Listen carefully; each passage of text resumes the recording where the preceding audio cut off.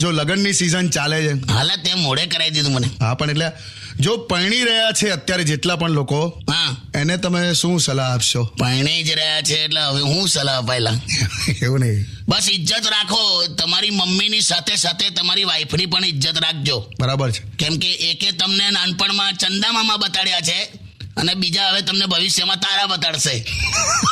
જો અમુક સત્ય વાત કહી દઉં તને અનુભવના આધારે. હા, શું? ચાલતી વાતમાં કોઈક શબ્દ પકડી લે ને એનું નામ પત્ની. અચ્છા. અને એ શબ્દનો અર્થ સમજાવતા સમજાવતા ગાંડો થઈ જાય ને એ પતિ. અનુભવ. બિલકુલ એકદમ આઉટ ઓફ રેફરન્સ આર્ગ્યુમેન્ટ થઈ જાય. એટલે તોલીને બોલવું તમારે બધાએ. બરાબર છે, નોંધી લીધું મેં. અને આ લવ મેરેજ એરેન્જ મેરેજમાં શું ફરક પડે? ઝઘડાના લેવલ પર ના પડે, તો હરકત ઝઘડા થતા હોય. બરાબર. પણ એરેન્જ મેરેજમાં પત્નીઓની રોટલી વધારે ફૂલે, લવ મેરેજમાં મોઢું વધારે ફૂલે.